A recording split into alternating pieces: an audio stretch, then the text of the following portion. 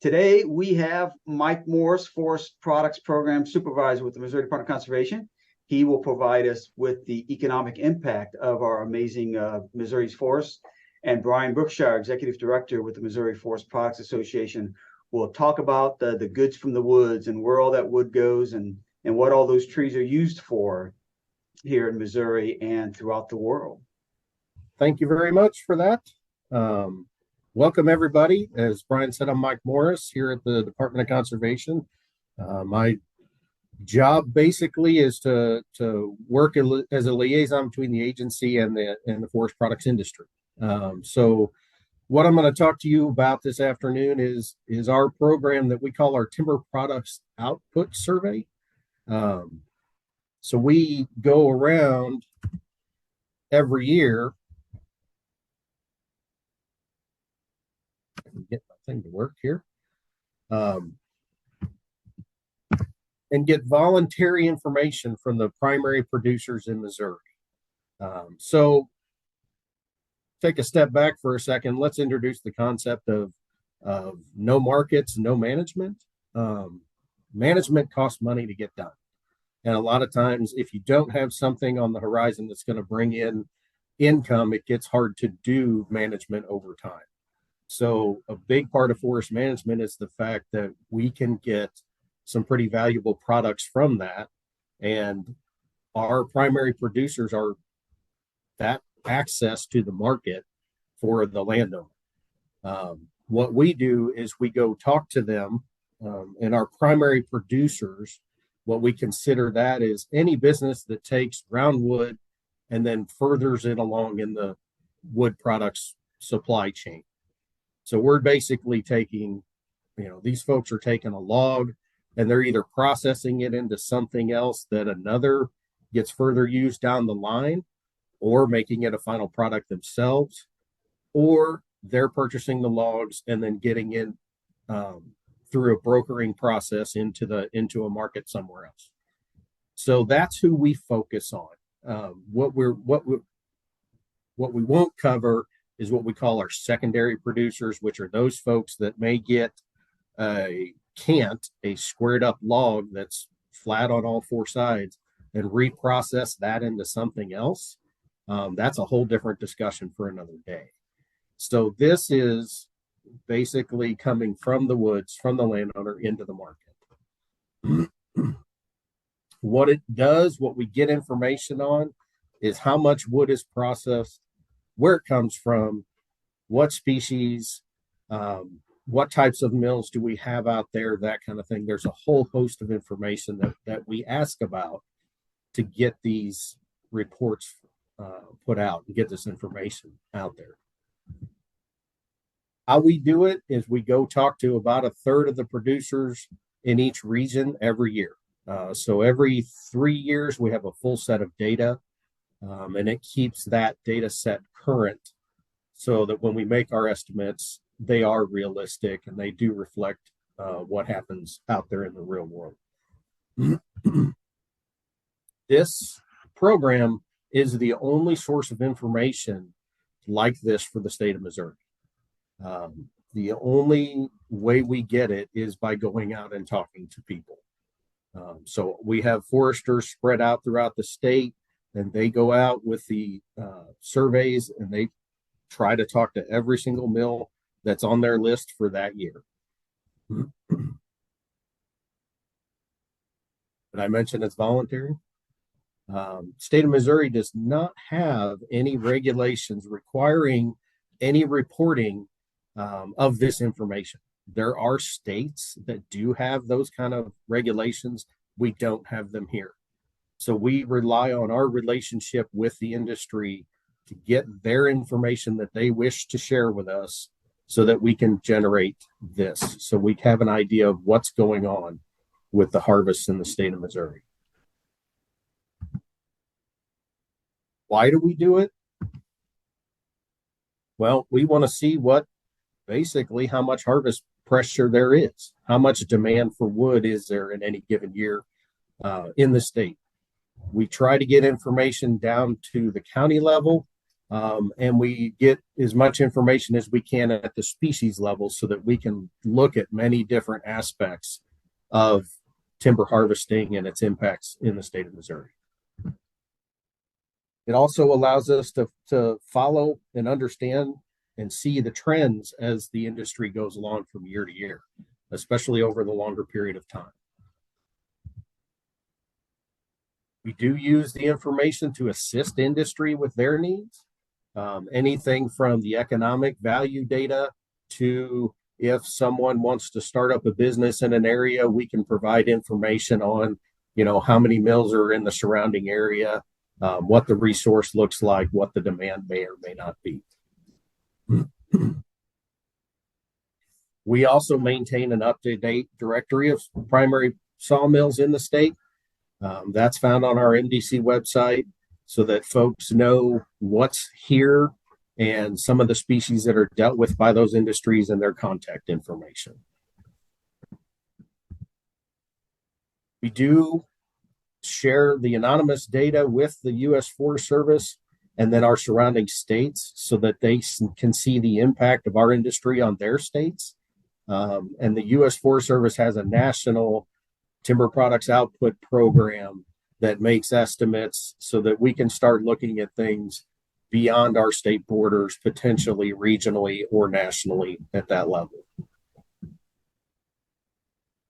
And we use it as an opportunity for our foresters to keep that contact link with the forest products industry. If you're a forester in the field out there, it is very important that you not only can understand, and communicate with landowners how to work with their resource, but if you don't know the market side, you don't do as good a job for a landowner or whoever you're managing their land for. So it gives us that opportunity to maintain those connections with industry, which are very important to us.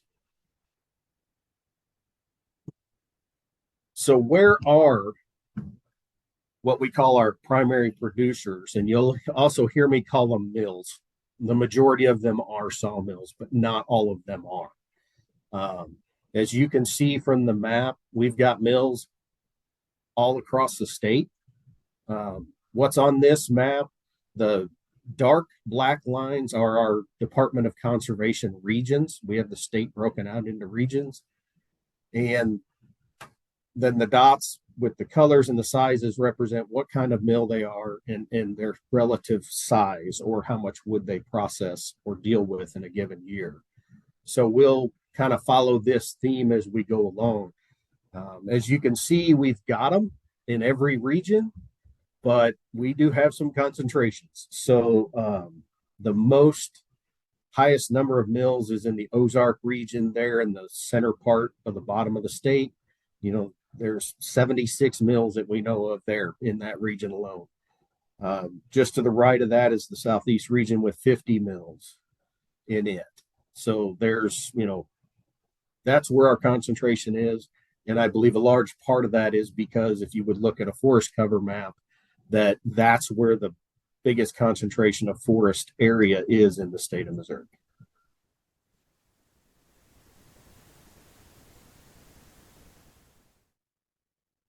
So what makes up our primary producers?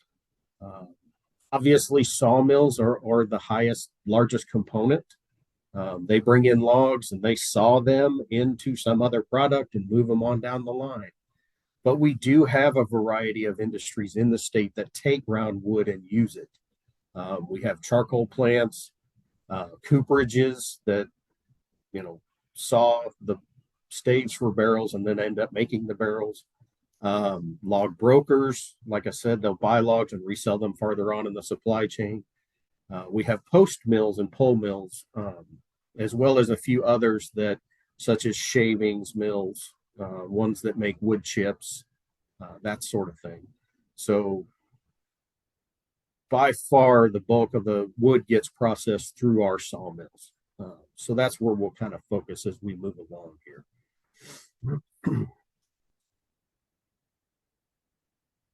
So narrowing down into our sawmills, we've got a grand total of 275 sawmills in the state that are active, that we're aware of. The breakdown, when we start talking about our mills, we break them into large, medium, and small. We've got 26 large mills, which process more than 5 million board feet annually. 107 medium sawmills between 1 and 5 million board feet, and 142 small mills, which are classified as processing less than 1 million board feet. If you're not familiar with the term board feet, that's our standard kind of unit of measurement in the industry. And for your reference or a reminder, a board foot is a piece of wood 12 inches square, so 12 by 12, 1 inch thick. So that might give you a frame of reference for some of the numbers that you see here.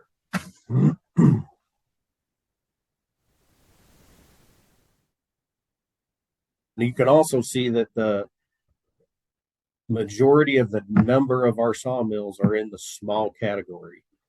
So we're not dominated by just a few really big players in the state.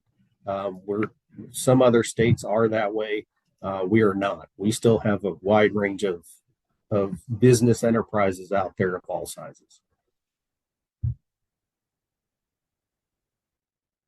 So we went out in the spring or late winter into the spring of 2023 to ask about data for last year, for 2022. So let's talk about some information that we got back. How much wood was processed through Missouri sawmills last year? 635 million board feet. That's a whole lot of wood going through our mills. The other thing we ask about and we want to know is where really does that come from, to give us an idea of the pressure on the resource. So our Ozark region, the one that was in the bottom center of the map, is our leading supplier, with about 208 million feet coming from that region last year, 35%. Southeast region was second with 24%. So we've got an active forest products industry. What gets cut? Well, this tells you why I'm talking to you here today. Our red oak group was the most harvested species in 2022. 44% of that total industry volume came from the red oak group. White oaks are second with 27%, hickory at 8%. So outside of being regional, what counties do we have some harvest removal from? Our top 10, Shannon County is our winner by far. 78 million feet in 2022 is estimated to have come from Shannon County. And then you can see that significant drop where the rest of them kind of drop down into the 22 million feet area down there. So that's not uncommon, and it's kind of been that way for a while here. Shannon County is probably the most forested county in the state, and it's right there and has a lot of sawmills locally, plus active timber management programs on both private and agency-owned lands in the area.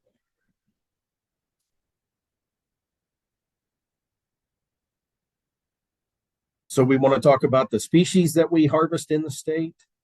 Red oaks, as we said, they're the most harvested species we have, followed by white oaks. And then our hickory comes in next, and then shortleaf pine,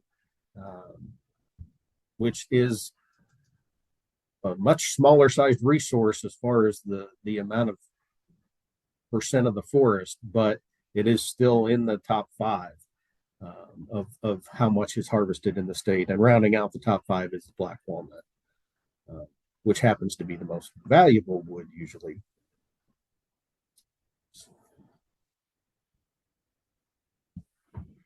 A few other highlights about our sawmills. The number of our large and medium mills decreased by about 8.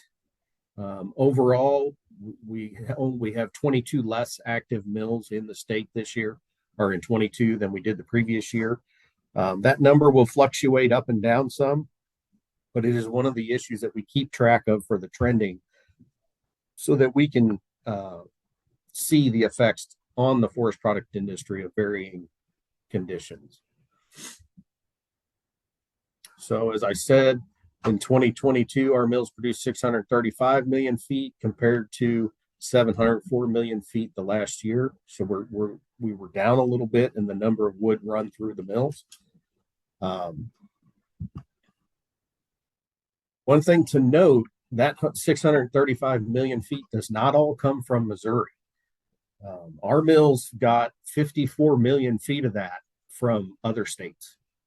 So that pressure is not just on our resource. We do have impacts on other states. Arkansas and Illinois were the top states by volume where wood came from outside our borders. And conversely, on the other side of that, other states do draw from our forest resource. Our big issue is we don't have good data on who comes in and gets our wood and takes it to their mills and how much there is.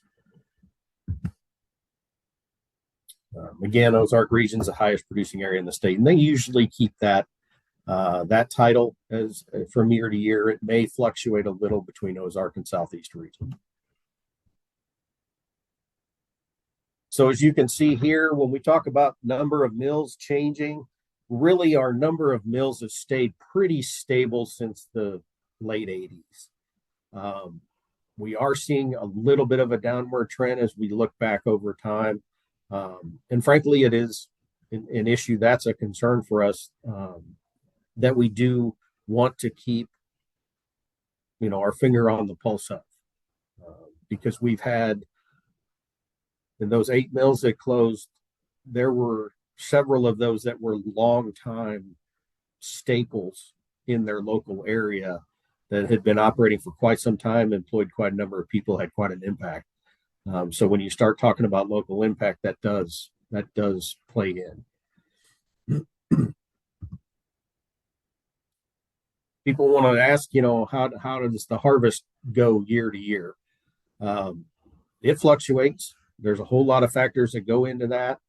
And, 2022 was basically the last time we've harvested. The only time we've harvested less than that in our records has been about 2012. There was a harvest level slightly lower than that in 2012. All the rest of them have been higher. So this is probably the most asked question that I get when I'm talking about timber harvest throughout the state and the industry as a whole. Is it sustainable? Everybody wants to know, are we cutting everything? Are we going to run out? It is truly one of the hottest topics we get. So we have our harvest rates that we use from our survey, our TPO survey that we've been talking about today. The growth rates come from Forest Inventory and Analysis Program. That is a federal level program that has forest plots that they take data from across the state. It is actually a national level program, but we use the data from Missouri that they have permanent plots they monitor over time for the long term that gives us the growth rates of the forest. So a little bit on 2 different data sets, but it is the best data we have available for our growth across the state. Statewide, when you talk about a statewide level, we're at 38% of our growth. We're cutting 38% of what grows on an annual basis. For the MDC regions, you can see our list here. In the most heavily harvested region that we're aware of, the Ozark region, we're at 47, almost 48% of the growth. And then it kind of goes down from there. Southeast region, 43%. The Kansas City region's only harvesting at best 15% of what grows that we're aware of. So when people ask, are we going to run out of timber?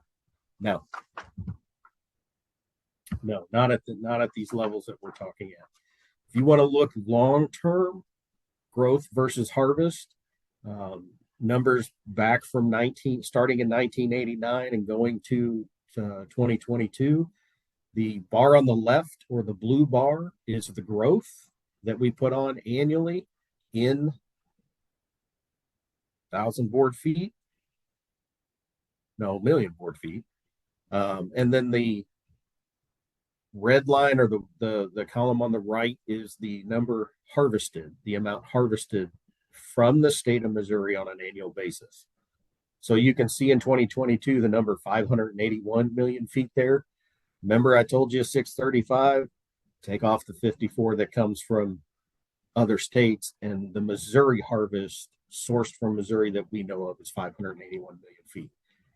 So you can see that that rate really hasn't changed for quite some time as far as how much of the growth are we harvesting. So people want to know, we talked about what species get harvested and what percentages. This is top down, the most common harvested species that we get reported to us and how much of their species growth get harvested. So as far as looking at red oaks, we're looking at just over half of the growth get harvested in the red oaks across the state on an annual basis. White oaks, 39%. So not even, just over a third of the white oak growth gets harvested statewide in any given year. And it continues down from there.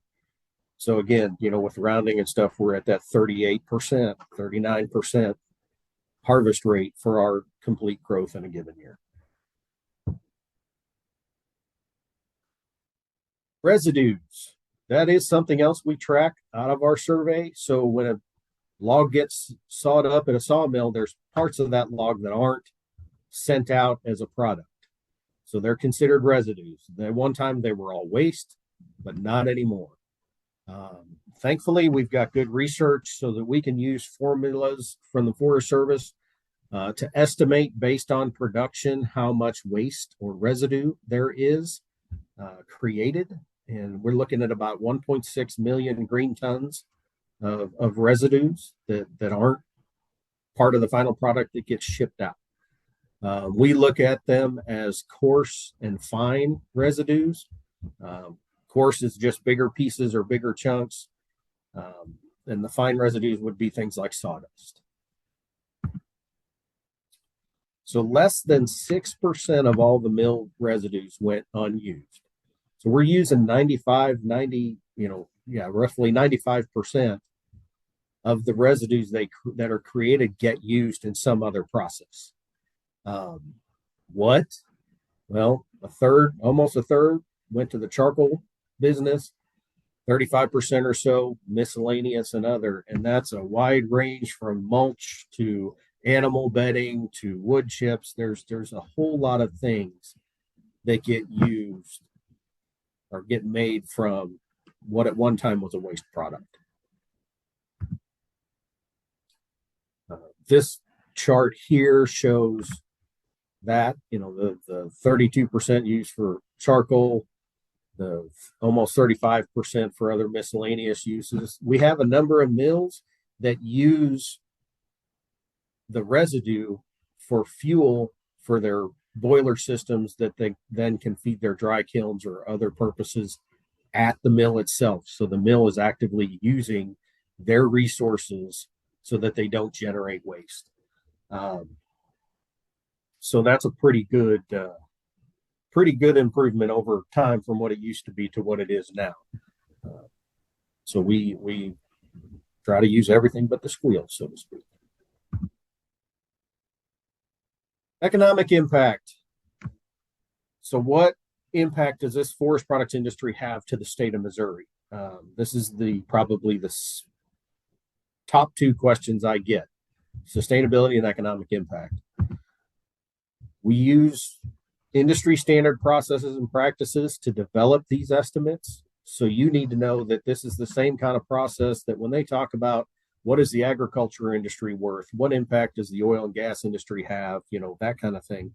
This is the same methodology. It's generated using some of the same data and the same processes. We do include direct and then indirect or secondary impacts in this. So our forest products industry is contributing $10 billion to Missouri's economy. That's not a small amount.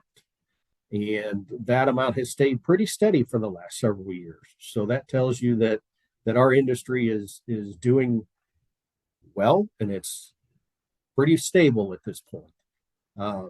When you start talking job impact, you can see there, 37,000 jobs, an estimated $2 billion in payroll.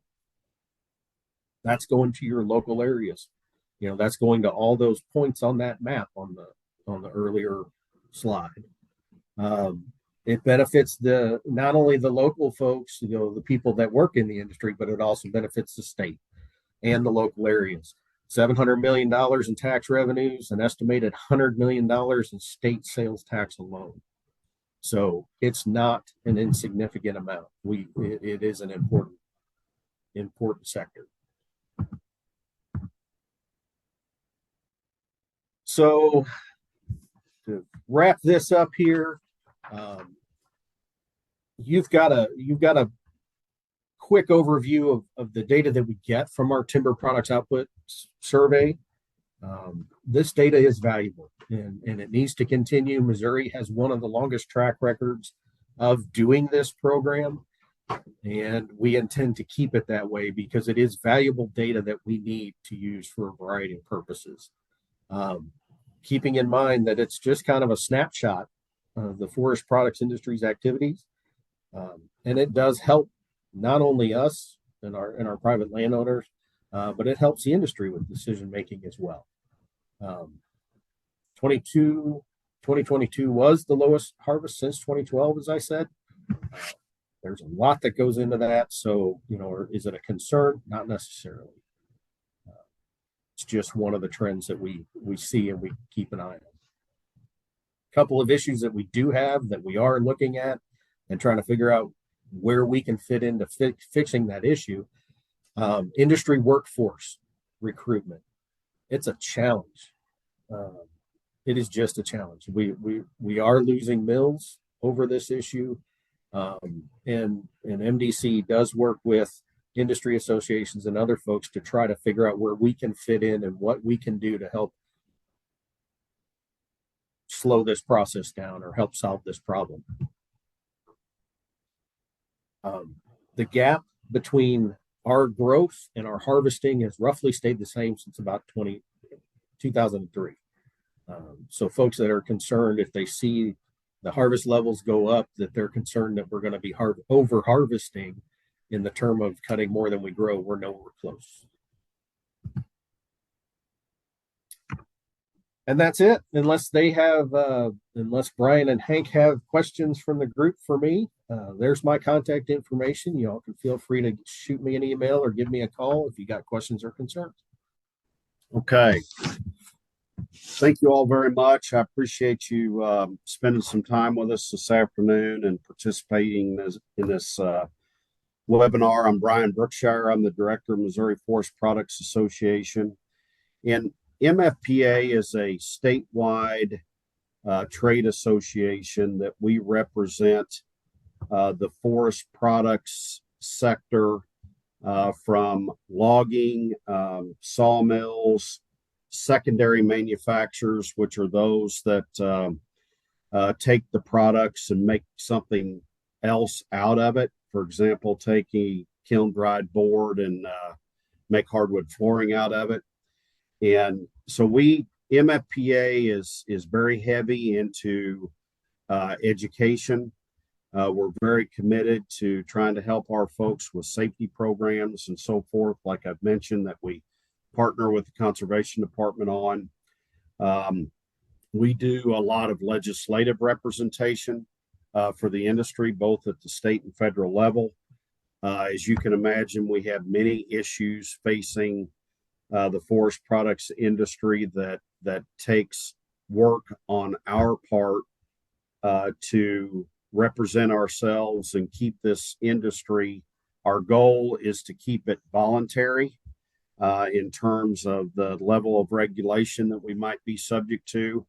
We want to do everything in our power to sort of regulate ourselves, develop good programs that end up making sure that the forest is being properly managed, implementing best management practices on our own, and doing the right thing so that we do not have to be regulated. That's a big part of what Missouri Forest Products Association is all about.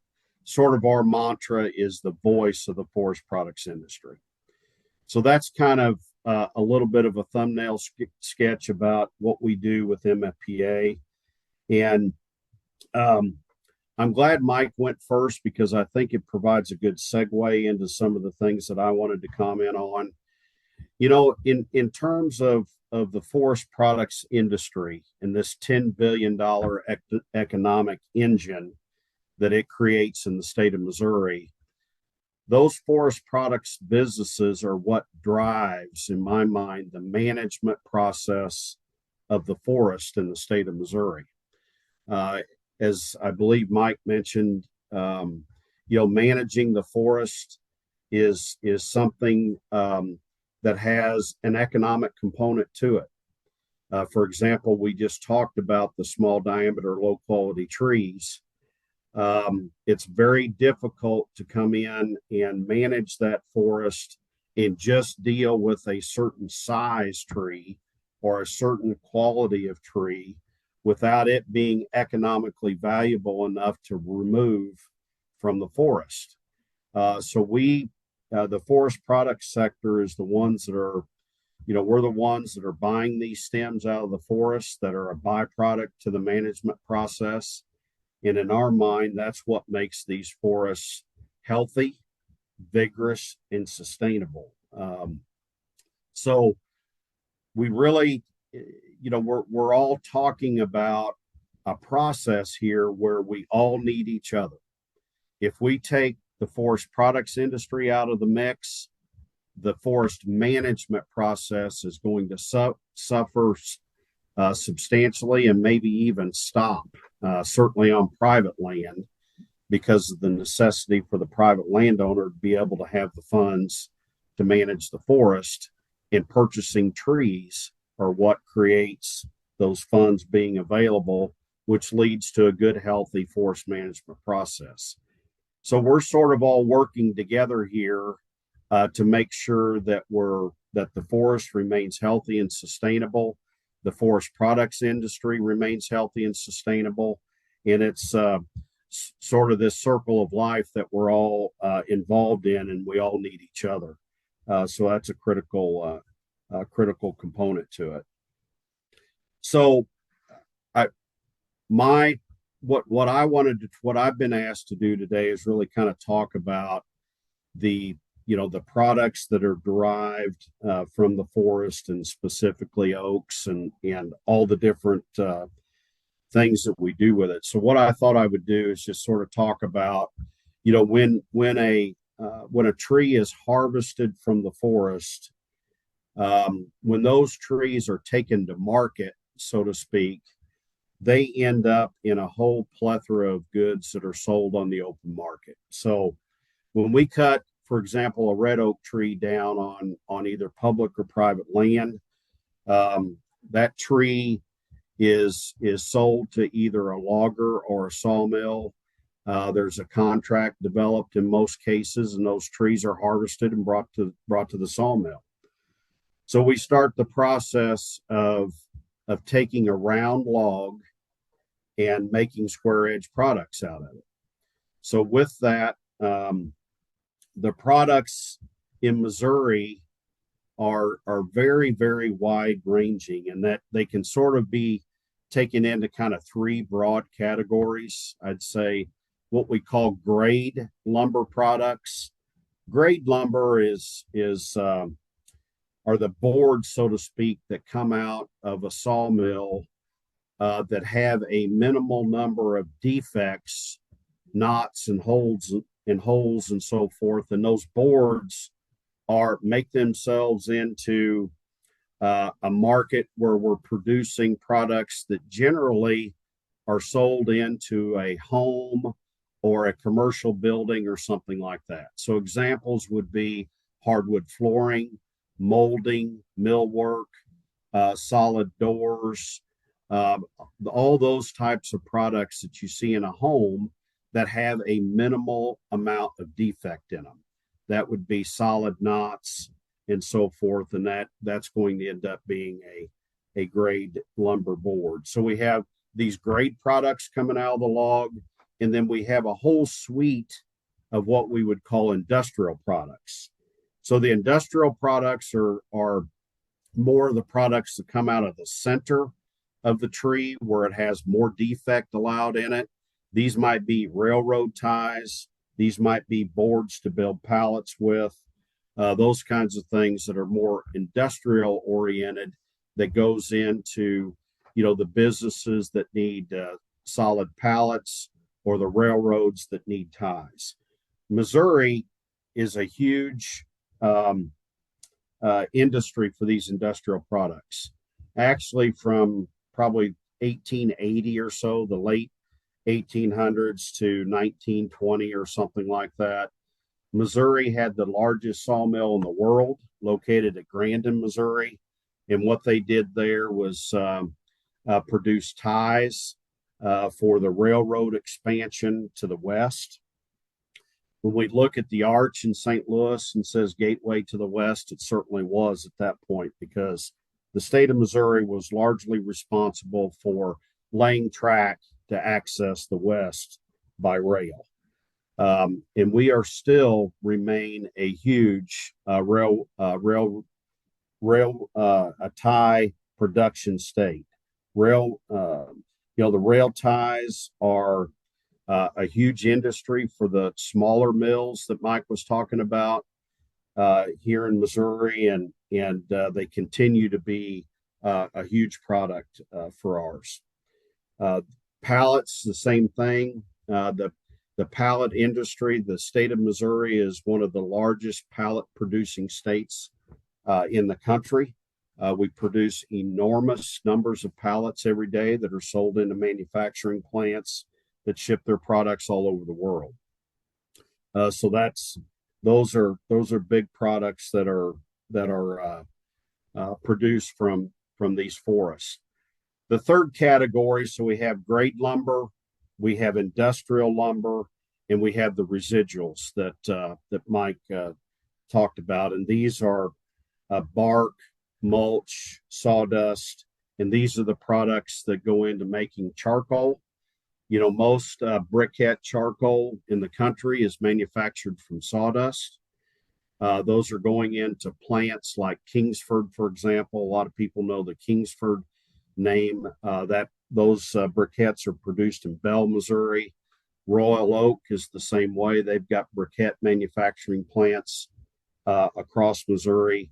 And we also produce a lot of hardwood pellets that are used in the for heating for most personal homes, and then a lot of those pellets are also exported to Europe, where they're extensively used for electrical generation or producing heat. The other thing that a lot of folks, I'm sure, have seen going down the road is tractor trailer loads of slabs.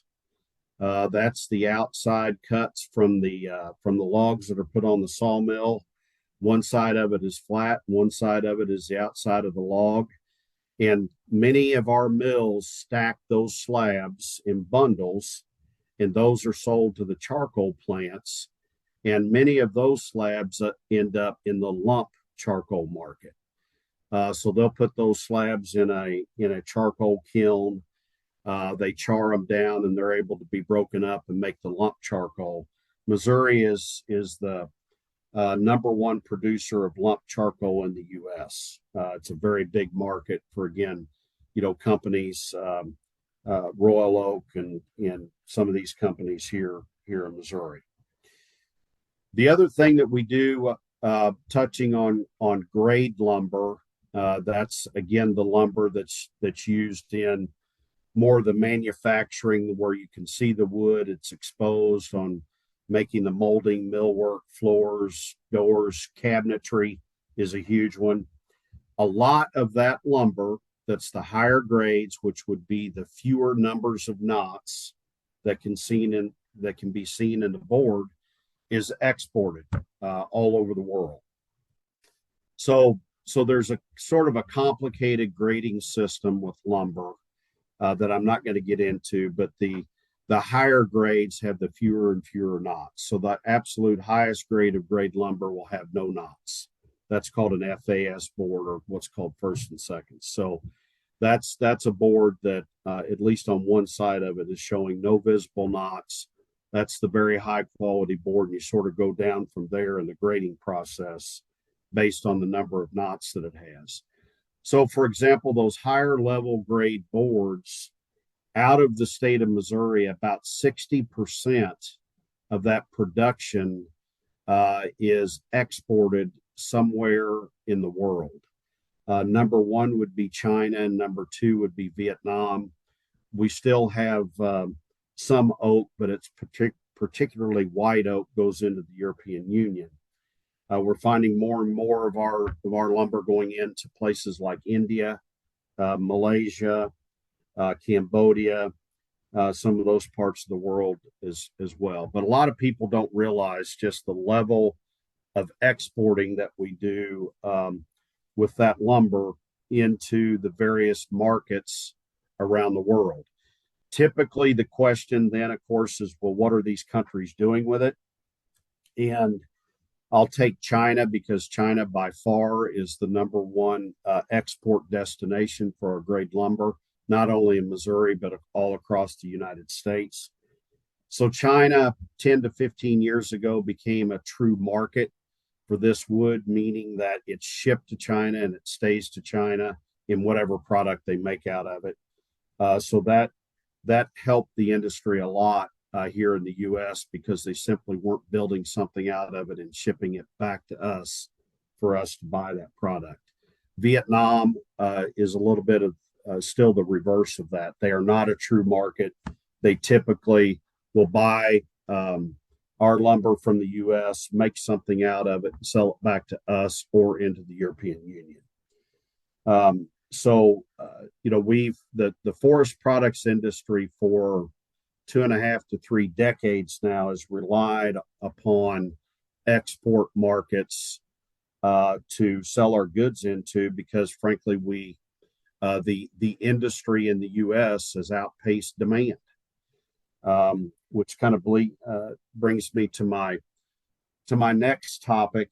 And one of the issues that we clearly understand within the forest products industry, not only here in Missouri, but across the country, at both the state and national levels, is we have a huge issue, particularly with the grade lumber products in this country, where demand is lessening for those products almost on a daily basis. Today, as compared to 6 or 8 years ago, hardwood consumption in the United States is down 50%. That's a huge, very alarming number for those of us that work in this industry and rely on it for our livelihoods and what we do. So the principal reason for this happening is all of the products that are now being produced with non-renewable resources like plastic, concrete, and iron to substitute for wood. And I just want to be candid with you in that the hardwood or the forest products industry has not done a particularly good job probably of promoting ourselves to keep this from happening. So now, as all of you are very aware of, I'm sure, is that when you go into a box store like Lowe's, Menards, or Home Depot, the section that has solid hardwood flooring certainly pales to all the sections with snap together laminate flooring that looks like wood. The common denominator is everybody wants it to look like wood, but they want it to be cheaper, number one, to purchase than solid hardwood. They want it to be easy to install. They want it water resistant, and they want to make sure that their dogs won't scratch it up. So these products are prevalent in the marketplace. Most of them come from other countries. Again, they're used with, they're made with non-renewable products that don't have anything to do with the ultimate management of the forest. So both MFPA and our national organizations, such as the Hardwood Federation, based out of DC, we're all coming together and trying to diligently work on this issue because we know that we need to respond to the fact that we're really being impacted in the marketplace by wood lookalikes, and they are having a severe impact on the forest products industry in the United States. So it's time for us to certainly help ourselves and launch promotional campaigns to begin educating consumers and sort of educating society in general about the positive aspects of using wood when you're considering a purchase to when you're building a new home or you're renovating your current home or whatever you're doing. When you're buying a solid hardwood product, you're also ensuring that the forest continues to be healthy and sustainable. Because as that hardwood sector begins to further decline, we're going to see less of those trees being purchased by landowners, and they're going to be less valuable. That's just how it's going to work. So I think over the past couple of years, the industry in particular has recognized the amount of work that we need to do, and we're launching what's like one of the national efforts that we've launched now is the Real American Hardwood Coalition. And I would encourage you, I think, Brian, at the end of this session, we'll have some information about how to access their website. But if you simply Google on the Real American Hardwood Coalition, it will kind of give a lot of the detail about what the industry has done in about the last year to try to help ourselves. And we put about $1.5 million into that campaign to help educate consumers on choices that they make, the impact that it has on the forest, the impact that it has on the environment. And, we're trying to advocate the fact that good forest management means clean air, it means clean water, it means great wildlife habitat, all the societal benefits that we think are very positive, but we just don't think they're recognized very well. And we need to educate folks so they know what these choices are doing. The Real American Hardwood Coalition, over the past month or two, we've launched a partnership with the Magnolia Network. That's the Chip and Joanna Gaines network.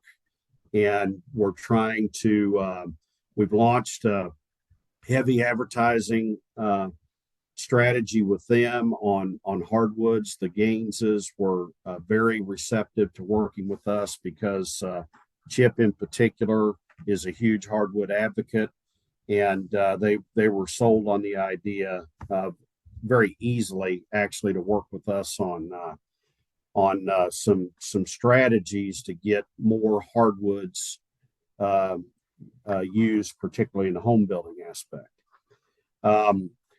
Also here in the state of Missouri, the Missouri Forest Products Association will be working in the coming months, launching a new promotion strategy out of my office that will focus on Missouri forest products, what that means to the management of the Missouri forest, trying to get information out in various mediums, whether that's social media, TV, billboards, and so forth. We've got an opportunity to do some things in a pretty strong way in that regard, and we're going to be launching a very heavy promotional strategy coming out of the state of Missouri. That's thanks to the support of Missouri's General Assembly. They're dedicating some dollars to this effort that will be really helpful on us being able to work with and educate folks not only here in Missouri but across the country. So with that, Hank and Brian, I think that will finish up my comments. Mike and Brian, appreciate you guys coming in today and chatting and kind of bringing everybody up to speed. Much appreciated. You're welcome. Thanks for having us. Thank you. All right.